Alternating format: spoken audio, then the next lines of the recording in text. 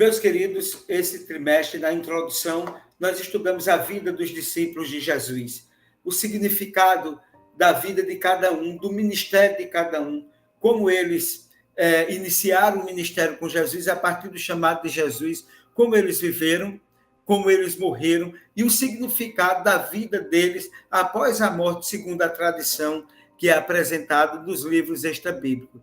Mas hoje eu gostaria de falar uma coisa importante que eu creio que vai nos ajudar a entender o Evangelho de Marcos e entender o estudo deste sábado, o significado da humilhação da cruz. Meus queridos, talvez nós não tenhamos ideia do que nós vamos estudar nesse momento. Ao ser pregado na cruz, Cristo suportou a vergonha e a dor em nosso lugar. O significado dessa palavra nós vamos entender nesse momento. É comum que as representações artísticas da crucifixão retratem Jesus parcialmente nu. Eu acho que todos vocês já viram todos os retratos e todos os filmes que colocam Jesus crucificado, ele parcialmente nu. Isso significa que, embora seu peito, seus braços, suas pernas apareçam descobertos, geralmente as imagens do Calvário mostram o Salvador usando algum tipo de cobertura nas suas partes íntimas, talvez com o objetivo de tornar a mensagem da cruz mais acessível a todos. Mas será que existem evidências bíblicas e históricas, extra-bíblicas, que apoiem essa questão? Ou Cristo teria sido crucificado nu? Portanto, meus queridos, aplicada pelos romanos, a crucifixão foi um dos castigos mais cruéis e desumanos do passado da história da humanidade. Embora os cidadãos romanos estivessem isentos desse tipo de execução, alguns casos específicos mostram que essa regra poderia ser quebrada. Por volta do século I, por exemplo, Cícero acusou Caio Verres, ex-governador da Sicília, de crucificar sem provas suficientes um cidadão romano acusado de espionagem. Essa é uma descrição extra-bíblica que é aparentada, né? Em sua descrição, ele afirma, Cícero, né? Ele afirma que o crucificado, a pessoa que era crucificado nu. Existem também outros relatos dessa natureza. Portanto, a tradição oral judaica não menciona a crucifixão, mas descreve como era o procedimento nos casos de apedrejamento. Embora seja verdade que alguns permitiam que os condenados caminhassem até o local da execução cobrindo as partes íntimas, há relato que essas pessoas deveriam ser despidas assim que chegassem para serem apedrejados. Então, nós temos relatos de que não era uma prática comum entre o cidadão romano de ser crucificado nu, mas há relatos que não eram, que essa regra poderia ter uma exceção na tradição oral judaica, de que o indivíduo que seria apedrejado, também há uma tradição que diz que ele deveria ser despido, chegar lá nu. Para tanto, o que é que nos dizem os relatos dos evangelhos? Tanto o relato de Mateus como de Marcos, que nós estamos terminando hoje de estudar o livro de Marcos, concordam que depois de zombarem de Jesus e o maltratarem, os soldados romanos o vestiram e em seguida o levaram para ser crucificado. Bom, conforme está em Mateus 27, verso 31, e Marcos 15, versículo 20. O fato de Cristo estar vestido no caminho, no caminho para o Gólgota, parece supor que os romanos estivessem respeitando a tradição judaica mencionada anteriormente, que permitia que o condenado cobrisse as partes íntimas no caminho até o local da execução. Porém, os evangelhos concordam que, ao chegarem ao local da crucifixão, os soldados repartiram as vestes de Jesus. Isso está relatado em Mateus 27, 35, em Marcos 15, 24, em Lucas 23, 34, João 19, 23, dando a entender que talvez Jesus tenha sido pendurado na cruz. Contudo, uma conclusão desse tipo deve ser examinada sobre outras perspectivas e requer que todos nós venhamos a avaliar os argumentos contrários que parecem contradizê-los. Os evangelhos concordam, né? Vamos dizer assim, e nos dá a entender que Cristo ele foi pendurado na cruz nu, mas não é uma concordância de todos. Portanto, na cultura greco-romana, como em muitas outras culturas hoje, a nudez pública denota e demonstra humilhação. Da mesma forma, a nudez pública era vista de forma negativa no judaísmo antigo. A ideia semelhante é repetida na Bíblia, pois tanto o Antigo quanto o Novo Testamento associam negativamente a nudez à vergonha, descrevendo cenas de opróbrio e rejeição social para um tipo de coisa dessa natureza. Desse modo, prezados, é necessário entendermos o seguinte, que embora o condenado pudesse se deslocar parcialmente nu até o local em que ele seria morto, sua honra era destruída no momento da crucifixão.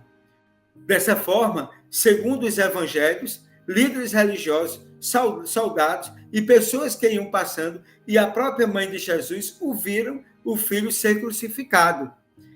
E o que isso denota para todos nós? Assim, Jesus experimentou o ápice da humilhação pública, sendo ridicularizado em todos os sentidos. Ao ocupar o nosso lugar, Cristo suportou a vergonha e a dor. Isaías 53, 2, 9, de 2 a 9, Filipenses capítulo 2, versículo de 5 a 11, e Hebreus capítulo 12, versículo 2.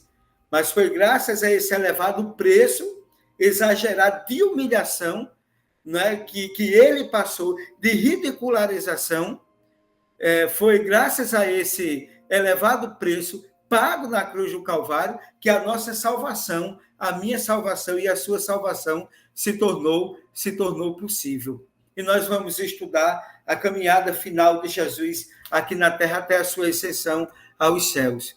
Jesus morreu por mim, por você. Ele foi humilhado, ele foi maltratado, ele foi ridicularizado.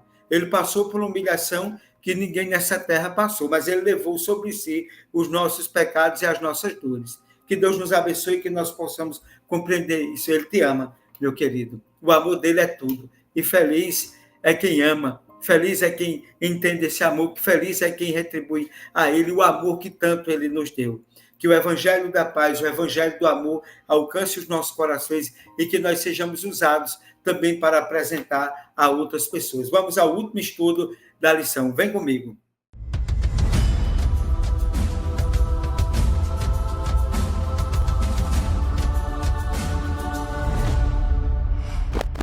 Um feliz sábado a todos e a todas, chegando a mais um final do trimestre com muita alegria, com muita emoção e, acima de tudo, com a esperança no coração de que tudo aquilo que foi estudado possa nos possibilitar a oportunidade de conhecer o nascimento, a vida, o ministério, a morte, a ressurreição e a ascensão de Jesus aos céus, na ótica do Evangelho de Marcos. Acho que foi tudo muito bom dentro daquilo que Deus ele nos permitiu realizar. E a você que nos acompanhou, que Deus continue te abençoando sempre, que Deus permita que no próximo trimestre, último trimestre do ano de 2024, estejamos juntos mais uma vez para estudarmos aquilo que a palavra de Deus nos revela. E nunca se esqueça, cega-se a erva, cai a sua flor, mas a palavra de Deus permanece para sempre. E nesse momento, nesse instante, nós vamos estudar, né, um tema extremamente importante das Sagradas Escrituras, que é exatamente o tema voltado para aquilo que nós chamamos a ressurreição de Jesus, o Senhor ressuscitado. E espero que nós possamos entender de forma extraordinária o significado da ressurreição de Jesus. E para começar, o verso para introduzir o estudo que iremos realizar hoje, que se encontra no Evangelho de Marcos, no capítulo 16, no verso 6. Vem comigo na leitura, vamos ver o que nos diz. Ele, porém, lhes disse: não tenham medo, vocês procuram Jesus o Nazareno, que foi crucificado. Ele ressuscitou. Não está aqui. Veja o lugar onde tinham colocado. Que mensagem poderosa, que anúncio extraordinário. Uma notícia extraordinária, uma notícia perfeita, uma notícia alegre, uma notícia que denota esperança, certeza e convicção. É exatamente aquela da qual o anjo dá às mulheres que vinham preparar o corpo de Jesus.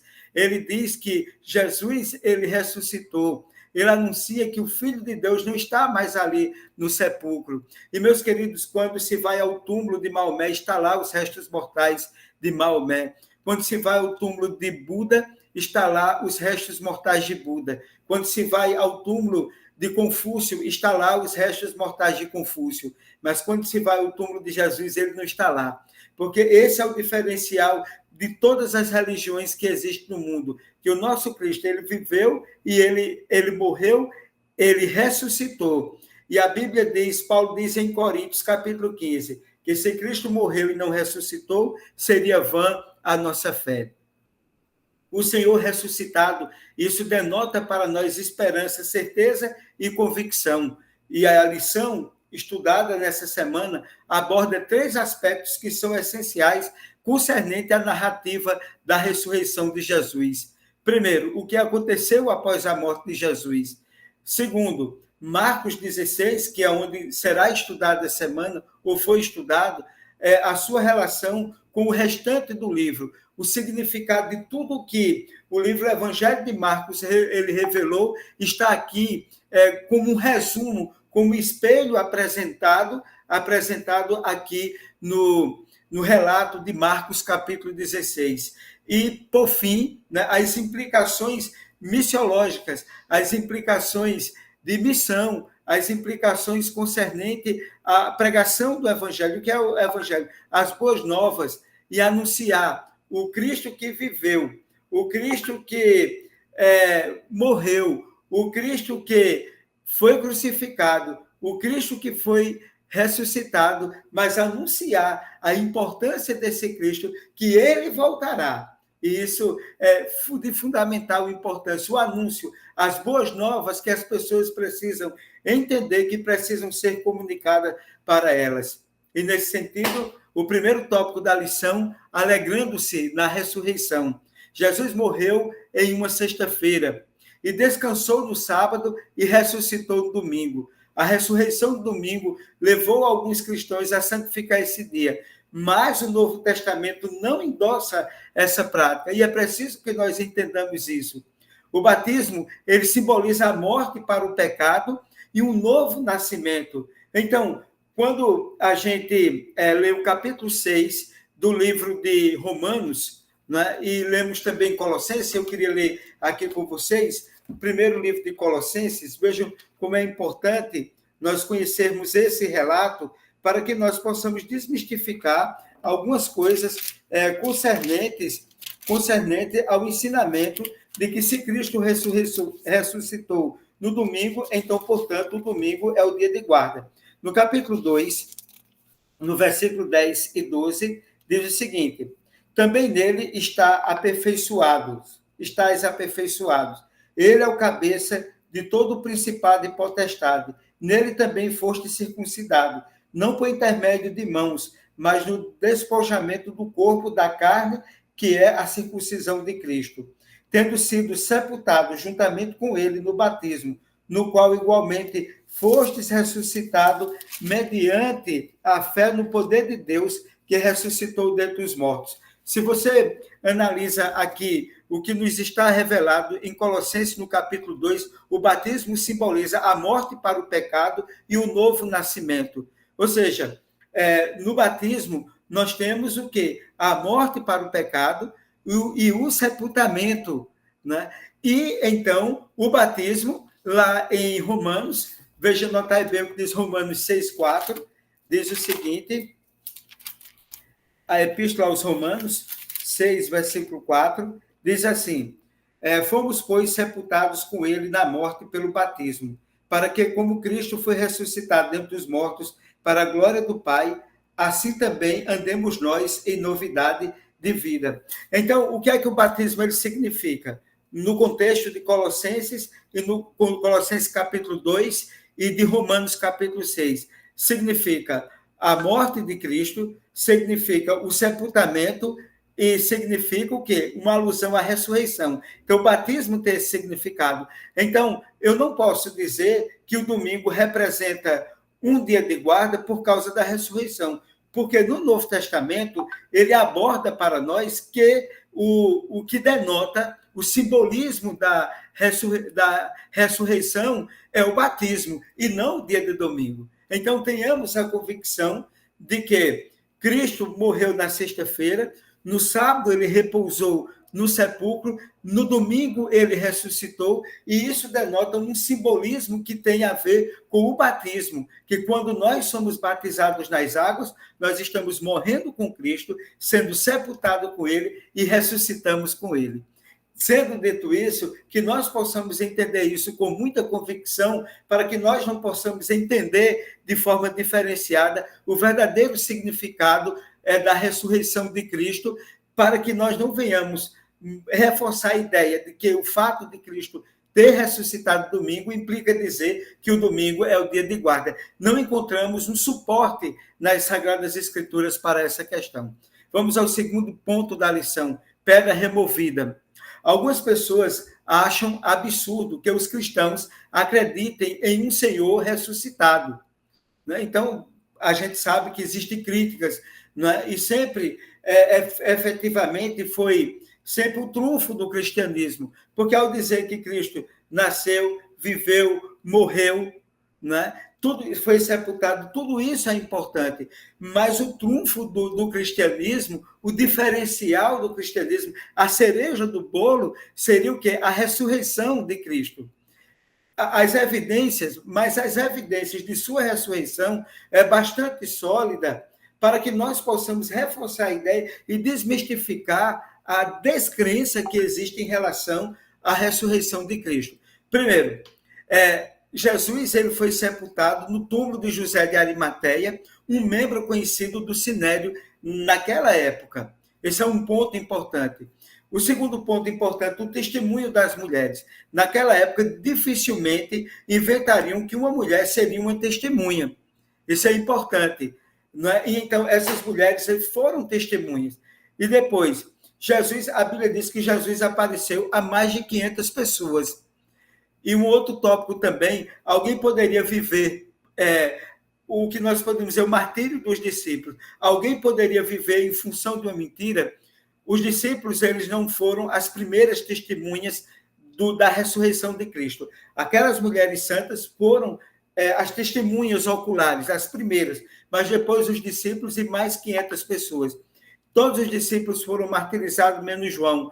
João, houve uma tentativa de martirizar João, colocaram ele num caldeirão de azeite fervente, diz a tradição extra-bíblica, e João não morreu. Então, portanto, ele foi levado para a ilha de Patmos. E depois da ilha de Patmos, ele foi liberado, e morreu de morte natural. Ele foi para a cidade de Éfeso. Mas os outros discípulos, os outros 10, todos foram martirizados. E ninguém seria martirizado por uma mentira. Então, esses tópicos, o sepultamento, o testemunho das mulheres, a aparição de Cristo a mais de 500 pessoas, o martírio dos discípulos, para nós, é uma comprovação da ressurreição de Jesus. Agora, vejamos e nos debrucemos a um ponto que eu considero importante e lindo demais na Bíblia, que as mulheres junto ao túmulo, é um outro tópico da lição. As mulheres foram ao túmulo de Jesus sem lembrar suas palavras. Eu os verei outra vez. Então, elas não esperavam testemunhar da ressurreição de Jesus, até que elas encontraram o túmulo vazio. Elas não foram com o objetivo de encontrar o túmulo de Jesus ou de testemunhar da ressurreição de Jesus. O objetivo delas era outro, era exatamente embalsamar o corpo de Jesus, que era uma tradição existente na época. Elas não foram com o objetivo de testemunhar da ressurreição e tiveram uma surpresa. Ou seja, as mulheres, no lugar de encontrarem Jesus no túmulo, encontraram o túmulo aberto, tá certo? E viram um anjo no túmulo e elas temeram. As mulheres fugiram com medo, sem contar a ninguém. Portanto, as mulheres esperaram após o sábado, para fazer aquele serviço de embalsamamento, encontraram o anjo no túmulo, né? As mulheres souberam que Jesus havia ressuscitado, foram as primeiras testemunhas, elas fugiram sem contar a ninguém, e depois as mulheres anunciaram aos discípulos, aos seguidores de Jesus. Vejam, as mulheres, depois os discípulos ficaram sabendo, depois mais de 500 pessoas ficaram sabendo, e o mundo todo tomou conhecimento de que o seu Criador, de que o seu Redentor, ele ressuscitou. Só voltando a repetir o que Paulo diz, se Cristo morreu e não ressuscitou, seria vã a nossa fé. Então, é de fundamental importância nós entendermos o significado dessas mulheres no túmulo, porque elas foram com um objetivo e elas encontraram outro, maior e melhor. E tudo isso que essas mulheres testemunharam é exatamente a razão da nossa fé e da nossa existência. O filme O Corpo, com Antônio Bandeiras, né, é uma saga dos arqueólogos procurando o corpo de Jesus. Porque se verdadeiramente se encontrar o corpo de Jesus, os restos mortais de Jesus, seria o fim do cristianismo. Vocês entendem o que significa a ressurreição de Jesus? Seria o fim do cristianismo, porque Cristo ele seria encontro aos outros, mas Cristo ele se diferenciou em todos os aspectos, mas com a cereja do bolo, que foi exatamente a sua ressurreição. O próximo tópico da lição, aparecendo a Maria e aos outros.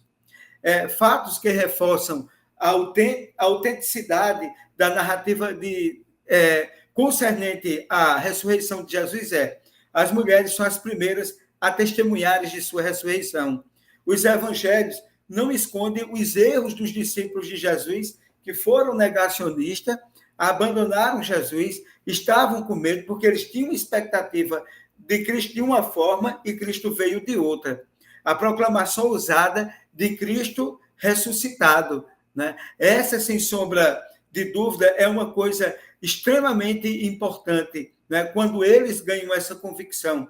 E ali no capítulo 1 do livro de Atos, quando Jesus vai ascender do céu, é extremamente importante. Quando é dito, varões galileus, por que estáis olhando para as alturas? Esse mesmo Jesus, que entre vós foi assunto ao céu, ele há de vir da mesma forma que vocês estão vendo subir. Isso para a gente é maravilhoso, porque a Bíblia confirma o nascimento, a vida, a morte, o sepultamento, a ressurreição de Jesus. E falta o quê? A segunda advento de Jesus. E Jesus ele vai voltar, mas não vai voltar como ele veio do primeiro advento. Precisamos nós nos prepararmos para esse acontecimento. E o último tópico da lição, o final do Evangelho de Marcos contém uma repreensão. Contém também recomendações e certeza de que acompanharam os discípulos ao longo do seu ministério. E, para tanto, eu gostaria de ler aqui para vocês, no capítulo 16 do Evangelho de Marcos, é extremamente importante. Se você não puder acompanhar agora, acompanhe depois, abrindo aqui nas Sagradas Escrituras, a minha Bíblia assim diz. Notai bem.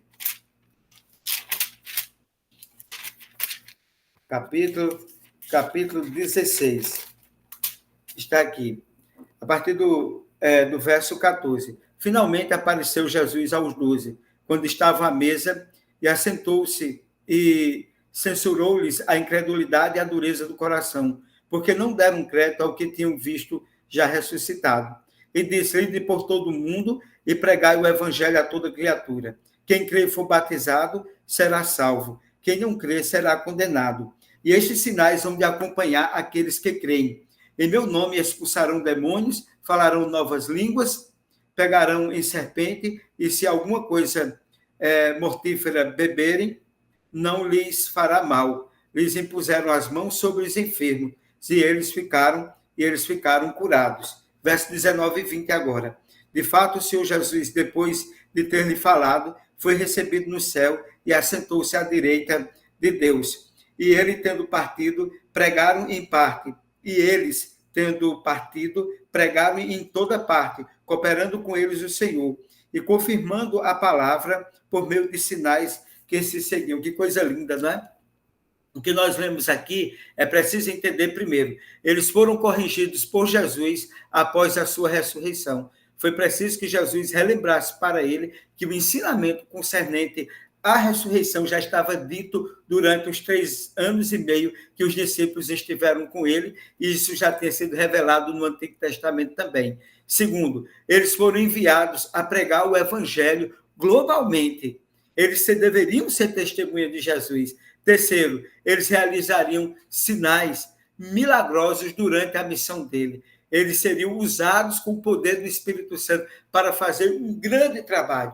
Terceiro, eles pregaram após a ascensão de Jesus em sua cooperação. Eles cooperaram com o Senhor. E Jesus está hoje lá em cima no céu, nos esperando. O Evangelho de Marcos, ele nos mostrou a vida de Jesus Cristo, como Jesus foi combativo, o que Jesus ele passou, as contradições que houveram, as pressões que Jesus passou. De forma resumida, Marcos nos ajudou a entender o ministério de Jesus Cristo, mostrando o seu nascimento, a sua vida, o seu ministério, as rejeições, as pressões que ele passou, mostrando também a perseguição, a trama para matar Jesus, a traição de Judas, mostrou a morte de Jesus, mostrou o sepultamento de Jesus, mostrou a ressurreição de Jesus e mostra a necessidade que nós temos para nós honrarmos aquilo que Cristo fez. Nós somos suas testemunhas. E a Bíblia diz, ai de mim se eu não pregar o Evangelho. O Evangelho é as boas novas da salvação. Por isso que Marcos é um Evangelho, assim como Mateus, João e Lucas é um Evangelho, porque anunciam a vida e o ministério de Jesus. Que nós possamos termos tido proveitos no estudo do Evangelho de Marcos e que Deus nos abençoe no próximo trimestre para que nós possamos entender aquilo que nós vamos estudar, aquilo que a Bíblia nos revela sobre o Evangelho, sobre tópicos fundamentais do Evangelho de João. Agradeço a você por nos acompanhar esse trimestre. E no próximo trimestre estaremos juntos para a honra e glória de Deus, para estudarmos mais a lição, para que nós tenhamos convicção de tudo aquilo que a Bíblia nos revelou, mas, para cima de tudo, para compreendermos as boas novas do Evangelho. Convido a você que está em casa nesse momento, a fechar os seus olhos onde você está, se você está, quer seja o seu smartphone, na televisão, no computador, no tablet, seja qual for o equipamento eletrônico que você esteja. Deus abençoe você que está na sua casa. E lembre-se que Jesus Cristo, ele tem poder. Jesus Cristo, ele quer entrar na tua casa, na tua vida, para ressignificar os teus sonhos, para ressignificar a tua vida, a tua família, a tua existência. E que Deus continue nos abençoando sempre. Convido você, neste momento, a fechar os olhos e vamos orar. Amado Deus, querido Pai, Pai de amor, de bondade, de misericórdia, nós te agradecemos, Senhor, porque de uma forma maravilhosa, de uma forma extraordinária, nós fomos criados. Te pedimos que tu derrame o teu Santo Espírito sobre nós. Nos ajude para que nós possamos compreender o Evangelho eterno, que o Evangelho de Marcos tenha despertado em nós a necessidade de fazermos com que, de fato, o Evangelho seja a boa nova da salvação em nossa vida. Abençoe as pessoas que nos acompanharam. Abençoe a vida, o trabalho, a saúde, a família e tudo mais. Nós te pedimos isso em nome e por amor de Jesus. Amém. Meus queridos, muito obrigado por nos acompanhar. Que Deus te cubra de bênção. Que o amor de Deus, a graça do nosso Senhor Jesus Cristo e a comunhão do Espírito Santo sejam com todos nós. Compartilhe nosso canal, dê um like, se inscreva no nosso canal, faça com que esse canal seja uma bênção para a vida das pessoas. Até o próximo sábado, se Deus assim o permitir.